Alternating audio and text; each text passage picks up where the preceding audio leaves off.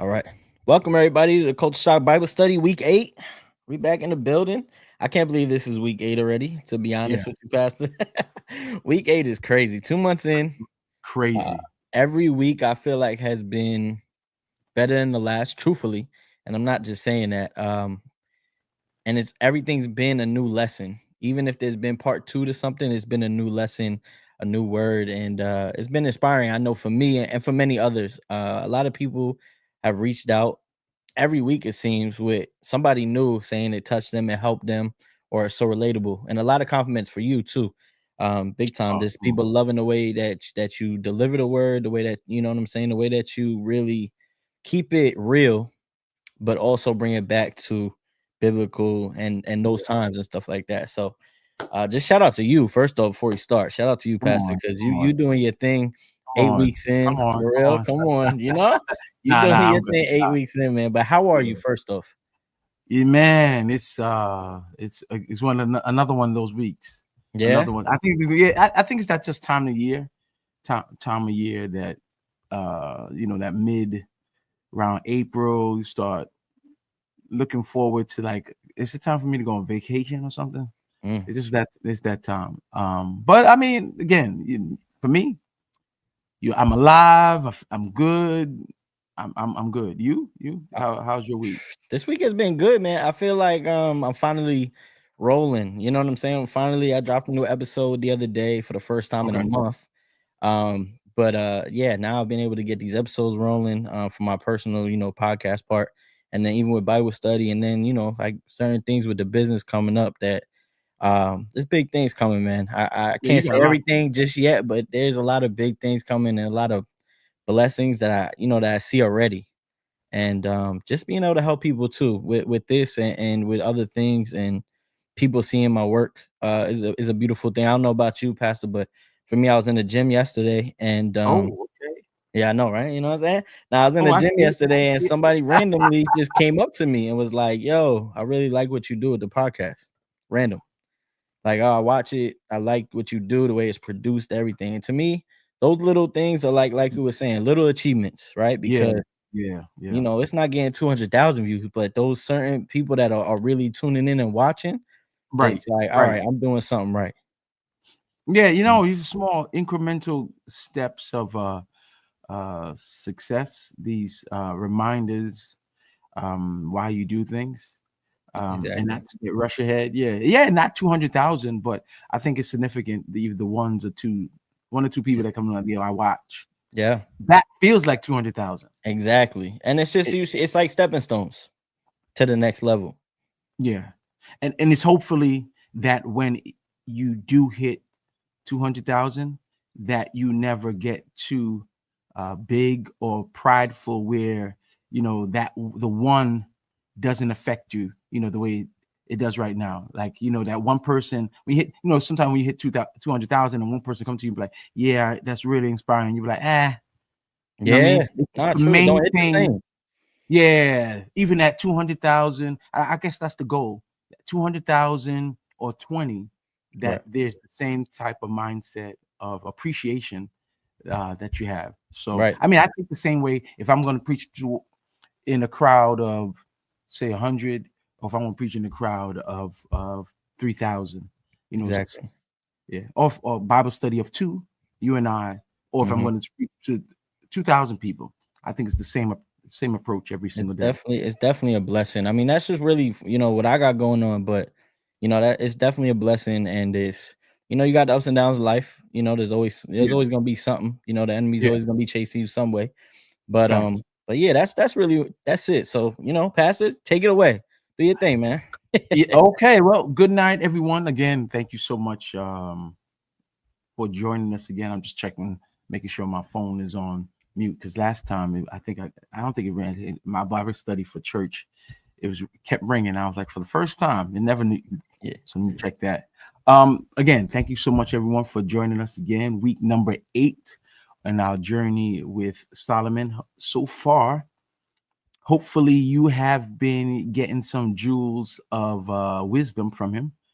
When I read Ecclesiastes for the first time, I already knew that this was going to be one of my favorite books, and it happens to be one of my favorite. I think it's just so relatable, and he covers such a range of topics that it's, most people say they avoid it. I don't know why, but I think because people avoid Ecclesiastes because they think he talks too much about death, and they think that it's very it's sad. But the way he views death, as we discussed last week, it's not that he is viewing death as a something that we need to be scared about. It's one that, instead of looking away from death, understand that in death it's trying to teach you how to live. Yeah. And the only way that you can really appreciate life is knowing that eventually you will die, if that makes sense. Mm-hmm. I think it also, you appreciate life because death reminds you that you're limited and you don't have forever. I think when we have unlimited supplies of something, then we don't appreciate the little bit that we have. If you know you're going to get it tomorrow, you're just going to blow through it like, I'm going to get it tomorrow. But if you know that it's precious, then you are treated with the necessary respect, the necessary love. And so that's why he wants to make sure that he keeps death not as he's looking for it, but just to remind himself that he got one life to live, and so he's going to make each second of it counts. And so that's really what we talked about last week. We also talked about a lot about sorrow. Just to, I'm going to go through these refreshers. We talked about sorrow last week. We talked about grief. We talked about what's better, what home is better to go into, one where there's a funeral and one there's a party. And then we realize that it's better to go into one with a funeral, because at the funeral, at least everything there is real. The emotion, the environment, it's one where you're going to learn something. And so tonight, we are building off of that in verse number 5, Ecclesiastes 7. And we are going to be in verse number 5 tonight. Verse and number so 5. This is week 2 of living wisely. That's what we want to do. Remember, there's 2 paths that we said last week: one of fools and one's of wisdom, and you got to make the choice. I did not tell y'all how the Bible breaks this out. There's what you call the wisdom literature, where the genre of it's that it gives you these 2 pathways in life, that you can live wisely or live foolishly. It doesn't tell you which one you should choose. It just gives you the consequences. Each one comes with consequences and blessings, and hopefully you are wise enough to pick the right path, right? That's one thing with the Bible. It doesn't force you to go one way. It just gives you the results. Yep. Make sense? Yep. All right. So tonight we're going to be in Ecclesiastes chapter number 7, verse number 5. It is better to listen to the rebuke from a wise person than to listen to the song of fools, for like crackling of burning thorns under the pot, so is the laughter of the fool. This too is futile. Okay. So again, why is it better? Pastor, that's heavy. I ain't gonna lie to you. I'm reading that. That's heavy. Okay. I don't even mean to cut you off. I'm just No. looking at that. That's so heavy. Like when I see better be criticized by a wise person, like, just to me, I think about how many people don't like criticism, but also don't like constructive criticism from people that have possibly been there. And that just hit me. And then when it's saying being praised by a fool, how many people just love to hear good things about them? Like, that's just an everyday thing. My fault. That's just an everyday thing. Now that really hit though. The first 2 lines, I'm like, man, that's an everyday something you see every day. Everyday thing that. So first of all, we're looking at the wisdom, the experience of someone who has been there. And so what he's saying, right, that it's better to get correction, criticism from somebody who's wise, who's been there, right? Who's been there. So now let's talk about criticism.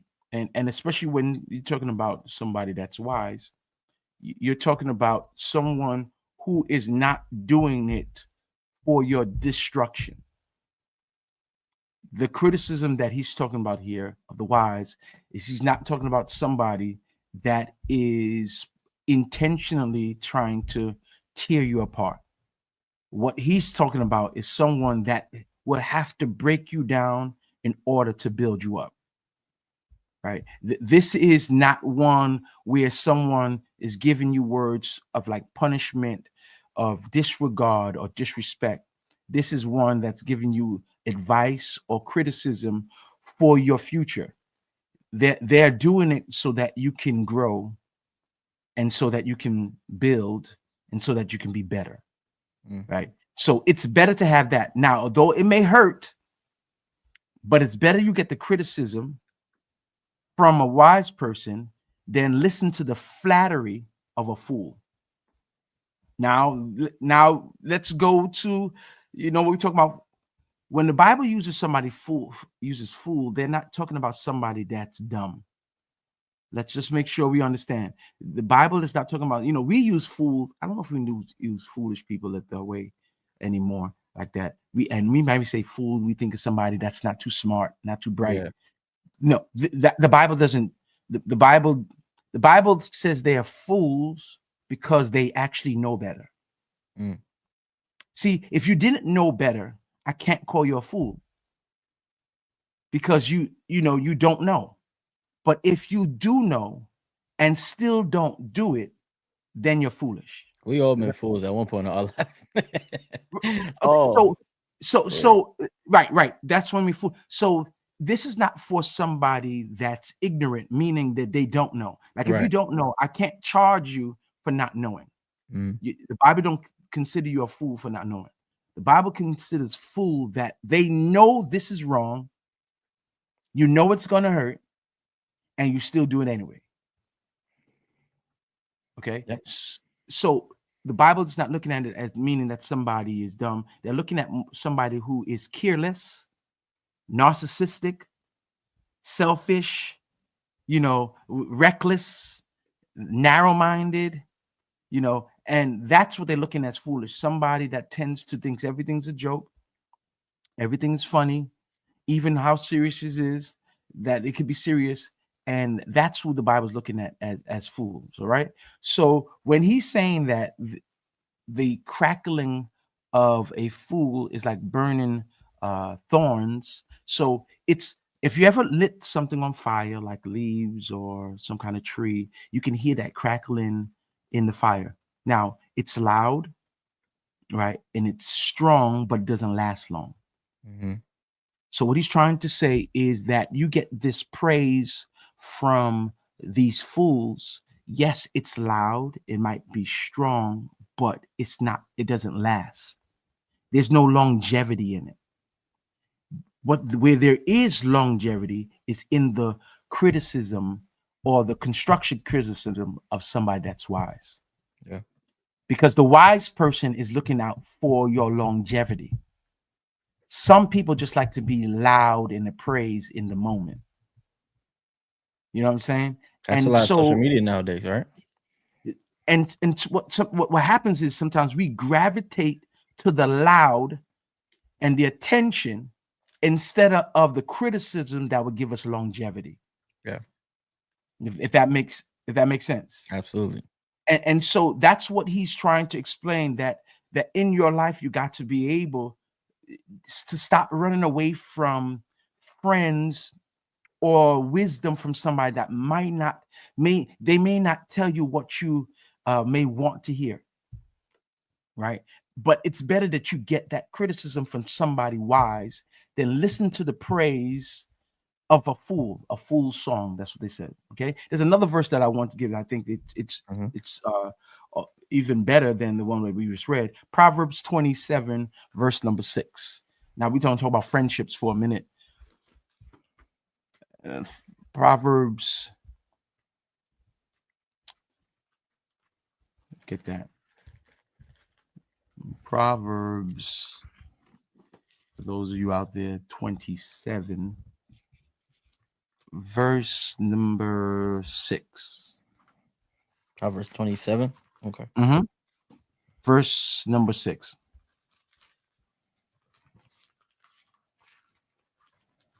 Now you got me with this one. I got moving a little Yeah. slow on this No, one. take your time. Take your time. Big body. Oh, big body Bible. Come on, I'm here though. Let's do it.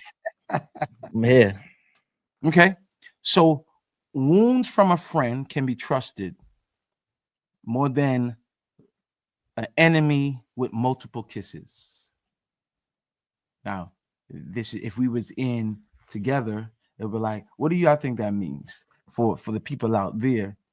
That wounds from a friend, rather than the profuse, one Bible says, profuse are the kisses of the enemy.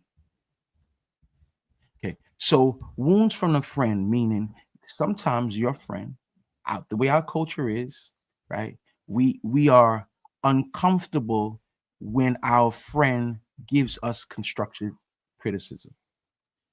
It hurts.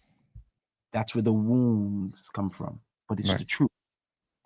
But I rather have my friend tell me the truth and it hurt me than I get kisses from an enemy.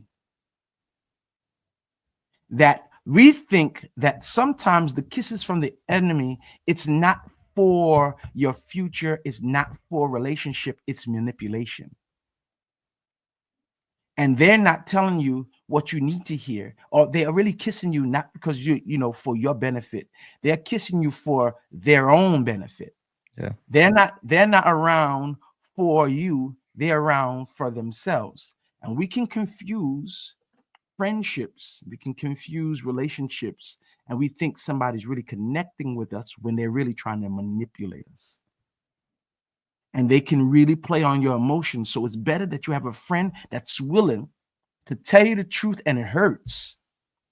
You get bruised by the truth than being buttered up by an enemy. Does that make sense? Absolutely.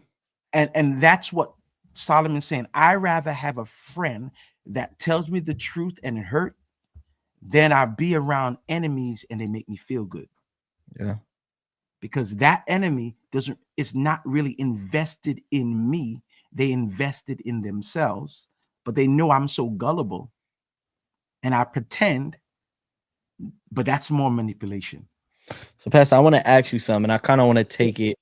It's staying on course, but it's a question for those who. It's a saying that sometimes friends that give constructive criticism, or people that are truly there for you, don't know or don't have the delivery to Okay. give it to you. So I'm not playing the other side on this at all. No. I get But you I'm what you're trying to saying. help people out there also decipher that as well. And I don't know Okay. if you can help me or consult me on that. But I know sometimes, not me personally, but I've delivered out criticism from people that I've loved or people that I've cared about. And my delivery is a little harsh.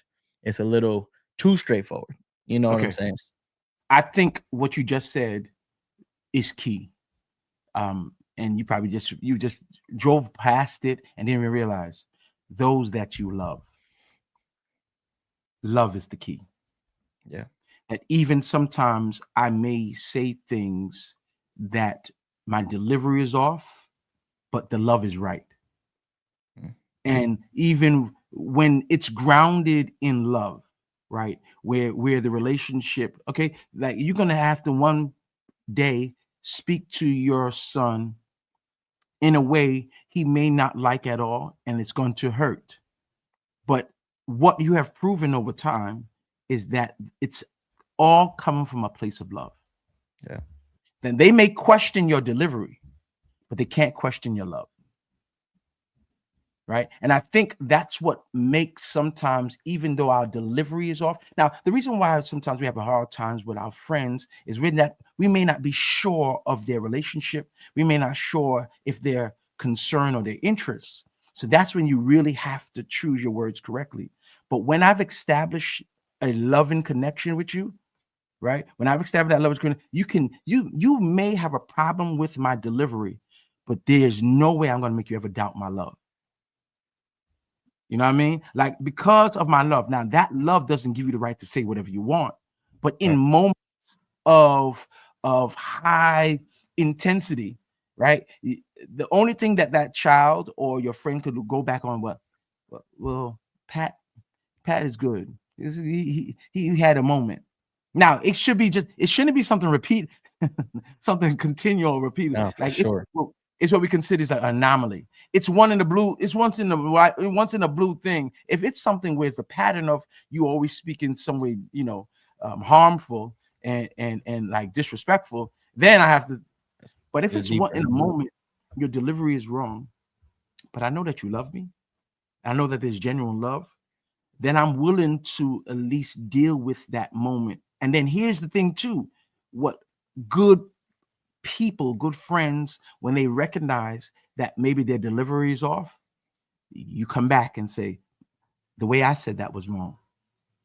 Yeah. I got in my feelings a little bit. Now you got to make sure, because when your delivery is off, because you could tell by their facial, you could tell by their face, you could tell by, it's for you to now circle back and be like, okay, you know what?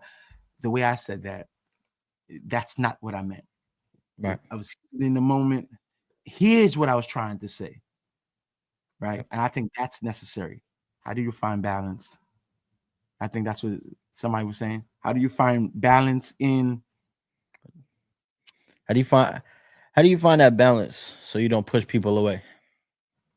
as far as the The being delivery. How do yeah, I delivery? guess. Yeah. Yep. I think it is uh I, I'm thinking of each scenario in my head where I could tell you two things just yeah, from personal experience. yeah. Personal, this is just me personally saying it. Mhm. But one, do the work as a person. How do you keep a balance? It's really working on you. To me, it's really working on yourself. Right. Also reading the Bible and really understanding and getting a grasp of these things. But it's truthfully working on yourself, because for years I was like that with people. My delivery was wrong. I didn't Yeah. have patience for certain things. And Okay. I worked on myself. I got within therapy, within the Bible, and it taught me patience and how to love in a different type of way, but in a better way. So that's Right. my advice. Only for me is just work through yourself first, and then you Right. can keep that relationship with these people, whether they're high, they're always emotional, or they're super low. You can be Right. their balance either way. And the honesty, the transparency that you're speaking of is knowing, are you impulsive? Yeah. Are you see, one of the things that I try to do in therapy, they says the same thing too, about being honest in your self-reporting. Now, for those you don't know, self-reporting, it's when you think about yourself. When you think about yourself and think about how you are, you think about your impulsive, you think about the way you accept things, you have to be honest with yourself too. Are you the type of person who is very impulsive, quick with the mouth, right? Very angry. And if you know that you are, now it's working on yourself in those moments where you don't allow the worst impulse. Maybe instead of addressing it immediately, you pause and say, I'm going to come back. I'll circle back. Because I'm about to say something. And don't be goaded into that moment. And when somebody say, just say it. Say what you're going to say. You know what? Let me just sit this one out and circle back, Yep. right? Because as we said last week, you know, uh, words, it take a second to be said, but forever to forget. Yeah. Yeah, especially Yeah. when words are said in anger, they take a second to be said, and even after you apologize. That's the thing I think people have to understand. Even your apology doesn't change memory. It doesn't wipe memory of what you said to me. It's something that I'm going to live with forever. Now, your actions and how we rebuild that trust helps. But words, please, people understand, words hurt.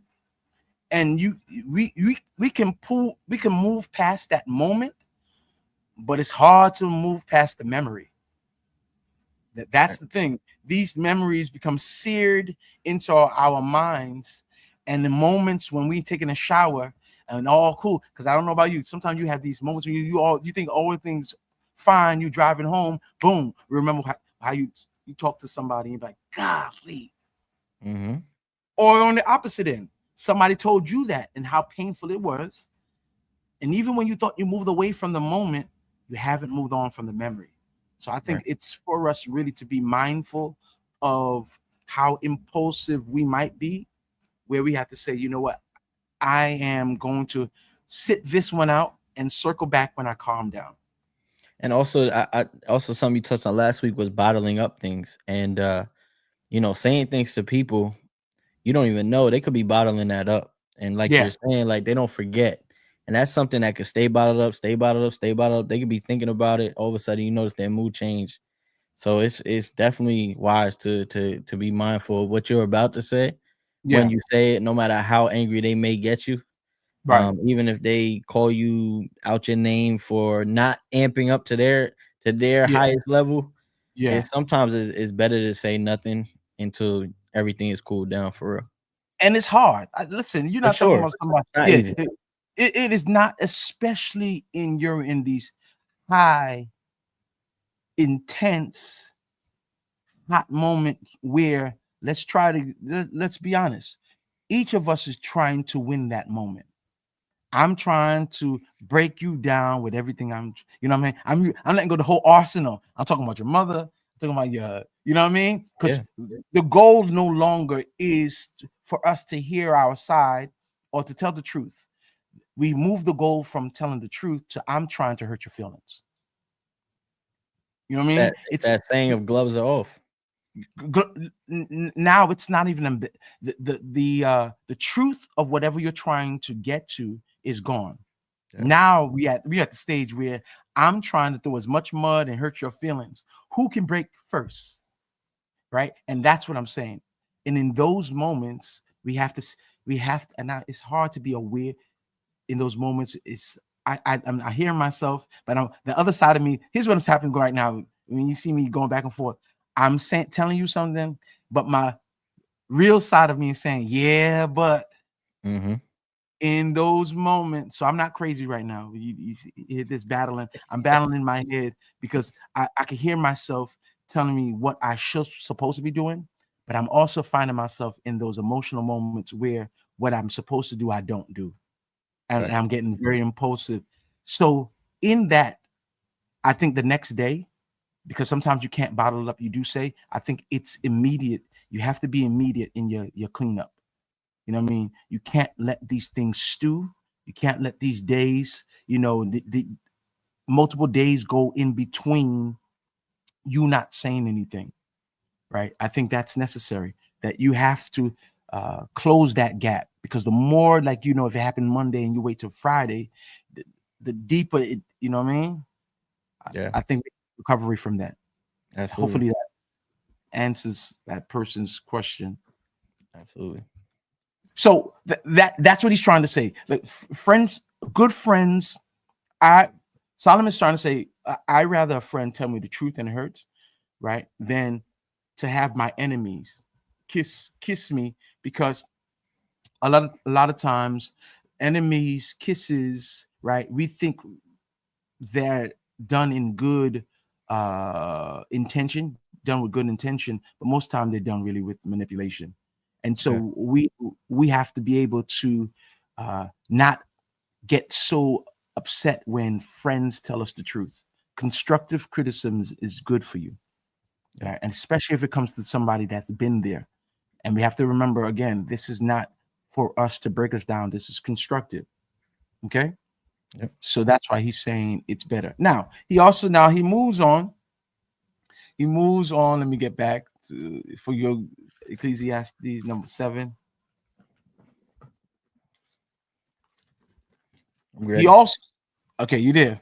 Yeah. So now remember I saying live wisely, but he also recognizes that wisdom has its limitations. Wisdom can be derailed, especially if somebody's desperate. You could be the wisest person in the world. If situations in your life, surely that's what it is. Surely the practice of extortion, turns a wise person into a fool, and a bribe corrupts the mind. The wisest person can be corrupted by money. It's very true. And that's what he's trying to say, that wisdom, although you might be wise, but if you are going through something difficult, then you can set your character, your integrity. Now, they do say everyone has a price. Now, I don't necessarily believe that, but you've heard the same. Absolutely. Yeah, yeah, for sure. There's been plenty of conversations with that. I mean, those are conversations you have for fun. Would you do X, Right, Y, right, and right. Z for this amount of money if it was in front of you? Yeah, yeah, yeah. So You know, and in the ways, what we're saying is ultimately, how much does your integrity cost? What price would you give you? What price would you put on your integrity right now? $100. No, I'm just playing. Hey, Pat, No, I'm playing. that's a hundred. That's a hundred. I'm just Yeah, playing. nah, just Oh, two, just 200. man. Two. Yeah. Yo, man, I was expecting. I thought you were gonna say like a No, mil or say like a something. million. No, no, no, no, no. No, we cheap here. No, I'm just playing. I'm just playing. I don't know. You know, they say a lot of truth. There's a lot of truth in laughter. And love and laughter. Yep, for Yeah. sure. So Oh man. in life, when money is short, bills are due, there's a temptation to cut corners, take a shortcut, to be unethical, to even get a little illegal, right? And that's what he's trying to say. A bribe is when we decide how much we are willing to sell our integrity for. That's what the bribe is. How much is your integrity worth? And then it reveals, right? It reveals a lot of things about you. Like especially when we talk about money, and those that worship money, and though that money means everything to them.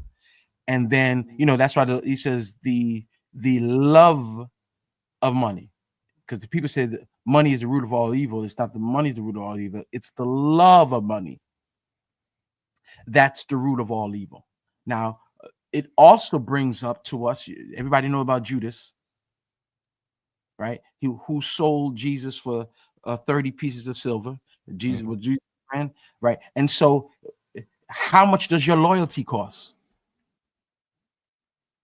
Like, if I had you were friends and be like, yo, sell Steven out, how much is your loyalty worth? Right? Like, I know some of you might say, yo, I'm a ride or die. Really?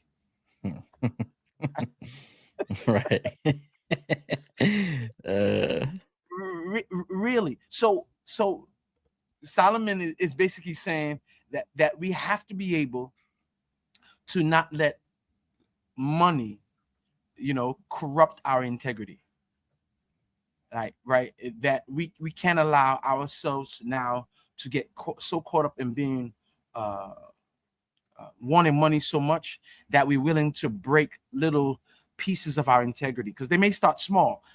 Lying on your taxes. Lord, I know this is not going to be a good one. Putting more time on your timesheet than you actually have, so you can get more money.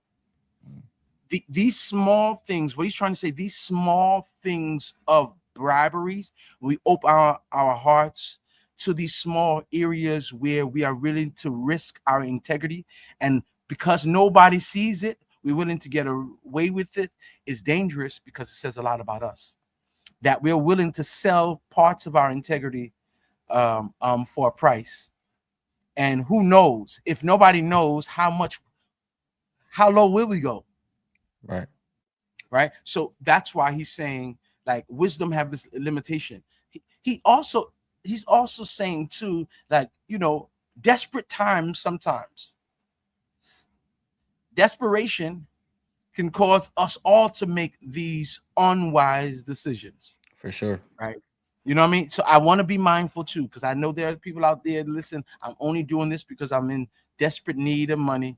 But I think what he wants you to do is just be aware of that, right? I think more than anything, Solomon wants you to be aware of who you are as a person and these areas that we might overlook.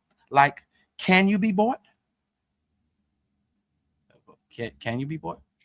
I don't know. Nah, like, nah, I can't be what. Depends who comes calling. Nah, Yo, do yeah. you have a? Do you have? Does your loyalty have a price? Right. And so, no, this is hilarious. See, this is when you wish you was in the room. We're like, Yeah. yup, yeah. Listen, yo. If you give me 100,000 right now, Yeah. cash. If Rihanna asked me to do something, probably doing it. I might not even need cash, just need her. If we be honest. Oh my god. So it's not even money. Nah, if it's Rihanna, it's not money. I'd be good. Yo, I You can't. keep the check. Keep the check. If I'm being honest. You know what? It gotta be real because you said you don't even want her money. Gotta be real. I don't even want money. You know what I'm saying? Good. Man. All Good. right. So yeah, chat, y'all heard that, right? Yeah, no money And needed. said Rihanna don't even have to pay him. For You real. don't have her check, her money's not good with you. It's good everywhere else except here. Oh shoot. Oh I'm my telling too god. much truth right now. Yeah, too much. So he wants us to again to make sure that we are mindful of really what's going on in our heart. I think that's what he's trying to really get to, is that no matter how wise you are, sometimes desperation will have you doing things that will corrupt your heart. All right. And since the heart is the seat, the heart is the seat and center of our lives. From our heart flows all of life. Now, people says from we are. I know we make the biggest thing about thinking, but it's the biggest thing is about loving. Yeah. Wherever our home, they say home is where the heart is, right? It's what we love, no matter what. We were wired to love. That's how God created us. He wired us for love, and I think we discussed this in one of your podcasts earlier, maybe one of the second ones that I went with you on, about we can love things, we can love a lot of things inappropriately, right? And that we have to retrain our hearts and how we love things. We can love things without discipline, and we can love money without discipline. There's a lot of things, and I always say it's never going to be something that we hate that causes our destruction. It's never going to be something that we hate because we are mindful that it's always going to be the things that we undisciplinedly love. What we love, right, and especially if we love it incorrectly, can cause extreme destruction to us. Right? When we love money so much that we willing to sell ourselves out to our friends or to something else. So he really wants you to pay attention to your heart, and he doesn't want money. He doesn't want whatever you put in your pocket or your pocketbook to ever poison your soul.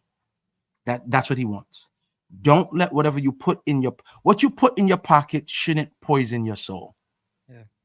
Let's just leave it like that. Not for a few dollars. Now you may say maybe $10 million. Mm-hmm. I'm not for your soul. Okay. So there's a scripture that says, what does it profit a man to gain the whole world? Like, what is the profit in gaining the whole world and you lose your soul? That there's a scripture that what does it profit for you to gain everything but you lose who you are? Where's the profit in that? Okay, so that's what he's trying to get to at that, right? So he's giving you, again, we're talking about living wisely. He went from friendships, now he's talking about money, right? He's jumping from topic to topic to topic. Like, if we really want to, we could extend this topic out to money. We could extend it out to friendships, but here's what he's trying to do. He's going through different topics about how we live wisely. Know your heart. Understand constructive criticism. Don't fall for manipulation. So he's working his way through. Now, verse number 8, he says, the end of a matter is better than its beginning. Patient spirit is better than a proud spirit, right? So the end is better than the beginning. So having the passion to start a project. I mean, I don't know about anybody out there who ever started a project. What's the excitement like? It's exciting. I mean, I can speak from that. Starting Right, something like that, it can be really exciting, but it can be very right, stressful at the same time. right. So Yeah. he understands how when you say, if you come to me and say, yo, Steve, I'm about to do this. I'm starting this. He understands that there's a lot of celebration in that. Like that there is shouts of praise and celebration in beginning. But he's trying to remember beginning, just starting was never the goal. Right. Finishing is. So it's great to start, but it's better to finish. That's what he's trying to say here. The proud spirit, they shout over the start. You know, proud is, yeah, we started. Mm-hmm. But the patient understands there's more. Yeah. Okay. So the patient understands the end is what counts. We are going to celebrate. I always say celebrate these small victories. You will hear me say that all the time. But the small victories are not the ultimate victory. Right. Let's not get so caught up in these celebrations of the beginning and we forget the beginning was never the goal. Finishing is. That's what I'm trying to say. Wise people know that in the middle there's going to be difficulty. Right? It's a lot from here to here. This is what we call the messed up middle. So I don't know. We got beautiful beginnings and messed up middles. And a And lot of people don't see that. they A lot of people don't see the middle. they don't realize people have beautiful beginnings, all the energies in the beginning, all the celebration, and they don't realize that middle. Most people die in the middle. Right. Right? Or right before they're about to, because they feel that the end is just so far away. That's the issue, is that we are mindful, we celebrate the beginning, but it's that messed up middle. Beautiful good beginnings, messed up middles. And so he's trying to say, keep in mind that yes, let's celebrate your middles. I mean, let's celebrate the beginnings, but understand the beginning was never the goal. Are you with me? Let's if you can, let's look at First Kings. Let me give you some scripture for all of you out there that started some projects out there in the world and you're celebrating. Listen, I'm glad, celebrate your small beginnings, but just remember the beginning was never the goal. First Kings 20 verse 11. First Kings 20 verse 11. First Kings 20. First Kings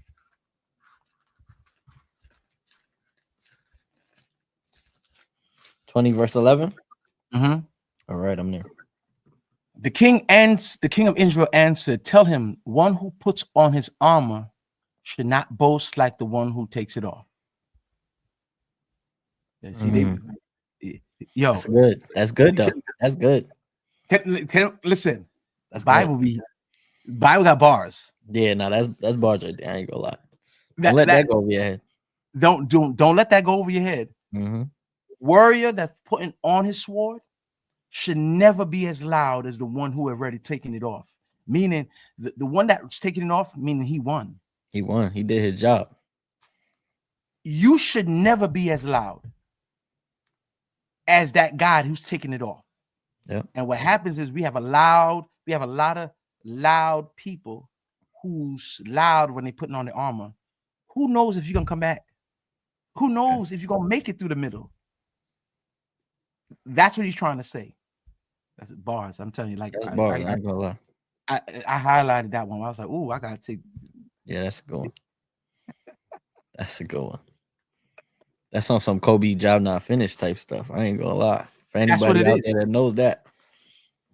Not so maybe there's the inspiration again. Maybe from the inspiration is right there. Listen, no warrior,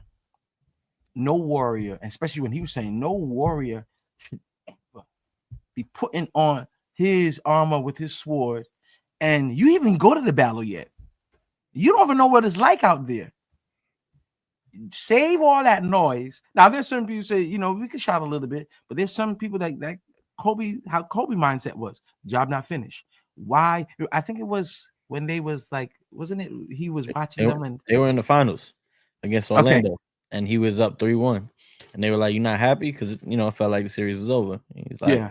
What's there to be happy at? Job's not finished."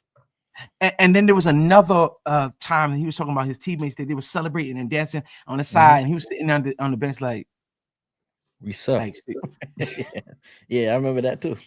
yeah, he's like, seriously. Mm-hmm. So this is the Kobe mindset, Right. and I think it's the mindset that Solomon was saying too. And go back to it, Ecclesiastes 7. Solomon was saying the same thing, but pretty much in verse number 8 too. The end is the matter. Yeah. The end and it's better the ending than the beginning. Now, I'm not trying to tell you not to celebrate, but just remember that the beginning was never the goal. Starting, the ending is the goal. Starting is great, but it's better to finish. Yep. All right. Just for all those out there, it's great that you start, but it's better when you finish. Yep. Right. All right. So he's talking about ending, starting. The patient spirit is better than the proud, because you're gonna need patience. Right. So a lot of people are proud. When they say proud, meaning they're just talking about loud. Prideful, very Boasting. loud, boasting, right? Mhm. That's what he's trying to say. A lot of people, you find a lot of people in the beginning they boast a lot. They're very loud. Yo, I'm starting this. Yo, I'm starting that. Yo, I'm starting this. Yo, I'm starting that. It's great. You're very loud.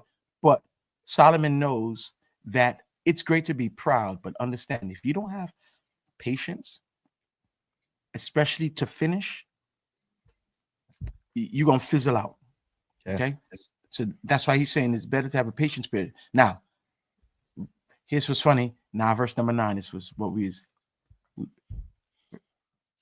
don't let your spirit rush to be angry, for anger abides in the heart of fools.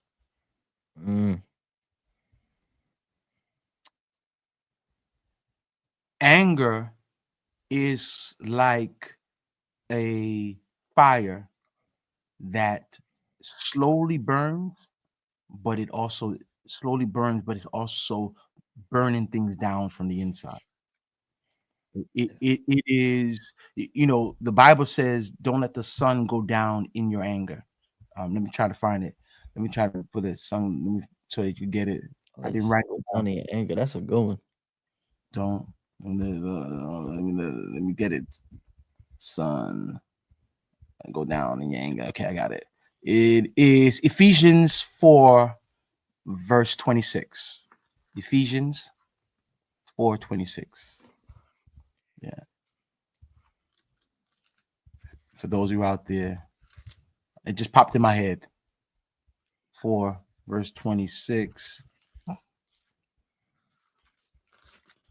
Because my mother used to tell me. 26. Okay. Yeah. All right. My mother used to tell me this all the time. In your anger, do not sin. Do not let the sun go down while you are still angry.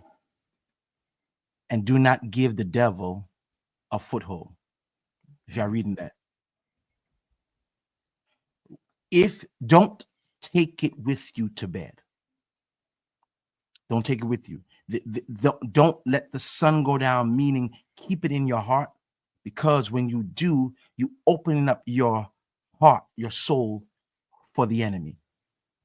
Nothing but bad things happens when you allow that anger to linger the next day. That's what I was trying to tell you. It's quick for us to now. This is why my mother used to always say it.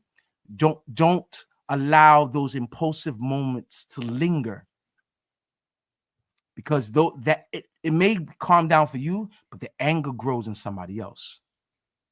Because especially when you say something, especially somebody rile you up, man, when you have time, most time you may calm down, but that other person, you know what I mean? So don't let the sun go down in anger, because it gives the enemy all these bad thoughts, evil thoughts. You open the door to the enemy. You open the door to evil. You open the door to now start to think all these, I'm going to hurt this person. Have you ever stewed in your anger? Like the craziest It's crazy. thoughts of what you're going to do, what you're going to say, how you're going. That's what he's trying to say. Don't let the sun go down. Don't take this to bed with you, because it only can be worse. When you play around with anger, playing around with anger is something fools do, because that burning anger will destroy. Yep. Amen to Makes that. sense? Amen to that. For real. I've been there. Word. I mean, we all. I think that's what it is. We all been there, especially when we don't control our anger correctly. Yeah. We just give ourselves over to it, because in ways it does take over our bodies. For sure. Anger, yeah. You get dark. You know what I mean? You get lost in it, where you no longer, it shuts off rationale. No more thinking rationally, no more thinking kindly. Anger just says, okay, I'm taking over. Because remember, anger is more reactive. That's what it is. It's more of a reactive response, where it is trying to get back. Yep. I ain't gonna let you push me over. Like, no, our ego is in it, our pride is in it. You ain't gonna take advantage of me. Yep. And if we're not careful, again, let the sun go down, then we are opening the door. That's what it says, to give the enemy a foothold. Basically, what it's saying is we're giving the enemy an opportunity, cracking the door for him. Yep. We hit. Hello, here we are. Come on in. Yeah, exactly. Have a seat. You know what I'm saying? You want to go in the fridge? Some of our the fridge is yours, type of Rob. Your house, my house at that point. Enemies all in it. Yep. He have his foot up on your furniture, and let's tell the truth. Like he rolling in the bed with you too. Yep. Again, if anybody out there really real, have you ever had your mind just taken over by just like evil thoughts because you were so mad? Like, punching walls and ear fighting, ear stabbing. Yep. Yelling at your pillow. Yep. All types of things. But that's what he's trying to say. He's trying to say that when we allow our hearts to be quick to anger, what happens is we've given our ears over to the enemy, and he's not just whispering in our ear. He's having a full conversation. Yep. Here's what you need to do. Here's what you need to say. Now he's not telling us that there's not a time to be angry, right? He's not saying that. He's not saying don't be angry at all. But he what he's trying to say is that there's a place for it, a time for it, and that we should not allow it to be quick, right? We should not always be quick with our anger. That's the thing. There's this impulsiveness, right? That's what he's trying to, that you got to know that if you are triggered easily, you got to know. I think everybody in here got to know their buttons. Yeah. I think you must know your buttons, and you must also be mindful of who can touch those buttons. That's what I was gonna say. When you were saying that, I was like, and your people. Not only your buttons, but your people. There's certain people in everybody's life that you go around them and you automatically feel that uneasiness in your chest. Triggered.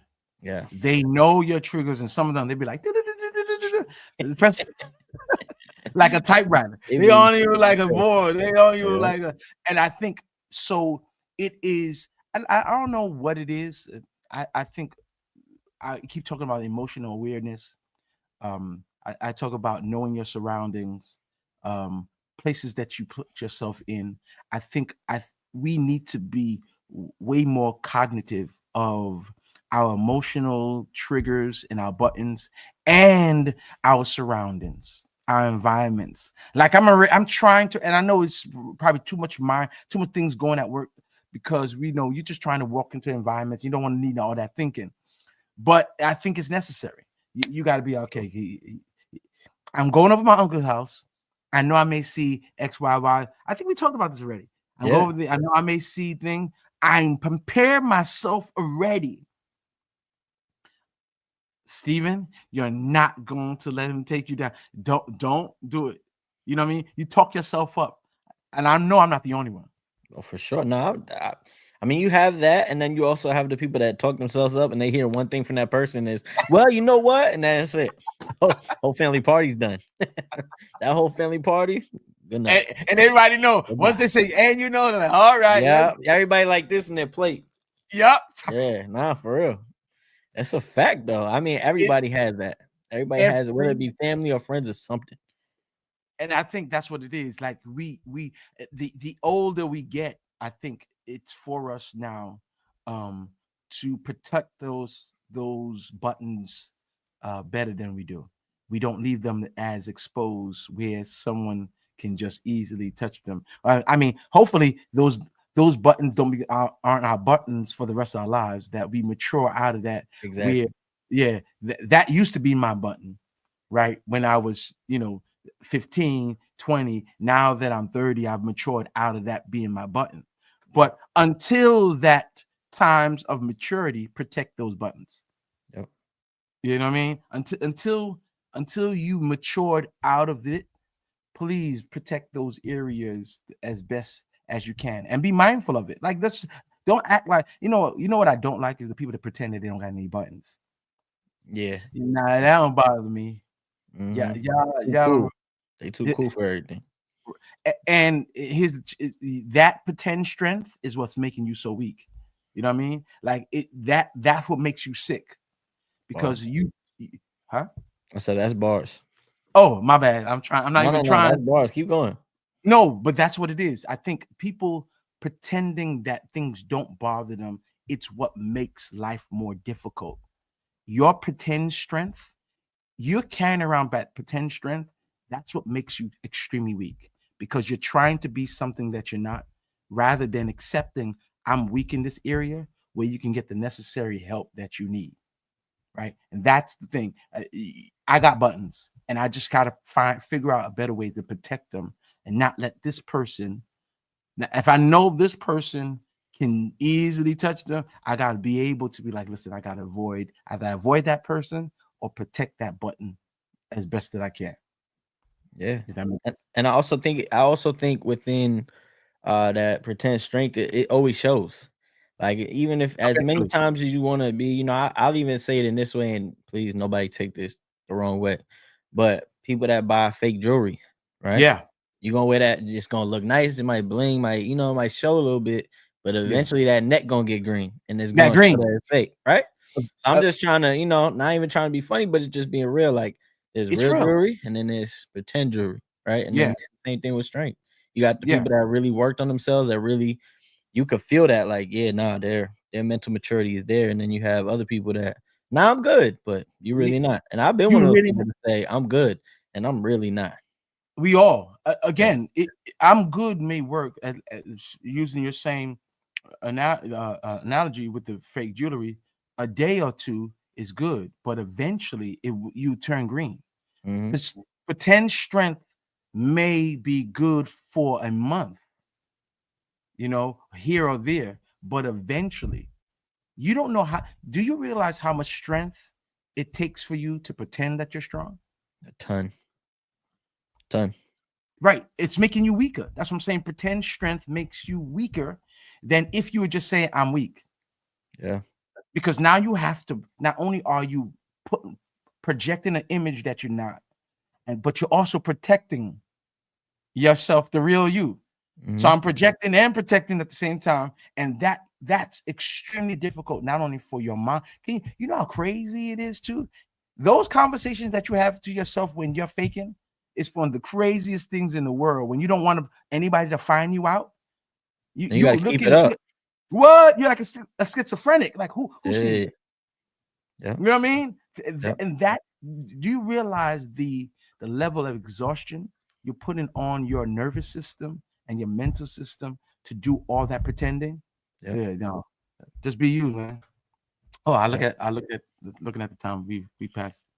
If Yeah, we if don't need if hour somebody on didn't, the yeah, if she didn't put something in the chat, I wouldn't even know that was What she 9:01. said.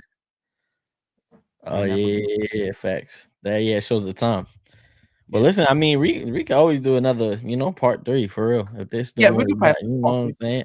I We'll do want to talk. thank everybody again, like I always do every single week. A new announcement that's new for people in here. We've been talking about the God is Enough t-shirts, and I appreciate everybody again who's constantly pre-ordering. We don't have much left, which is beautiful. But now what we have is a website for not only the podcast, not only the Bible study, but the clothing as well, cultureshockny.net.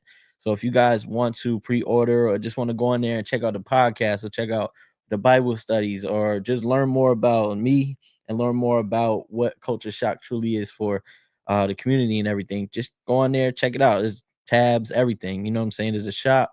Definitely check it out. Put a lot of work into that. And so it's cultureshockny.net. That's that. And then I also just want to say thank y'all every single week for tuning in. It's week 8. It's crazy that it's 2 months already, but Right. it's been a true blessing to just see the people that you know are just being touched by this. And what's cool about it is the community that's being built.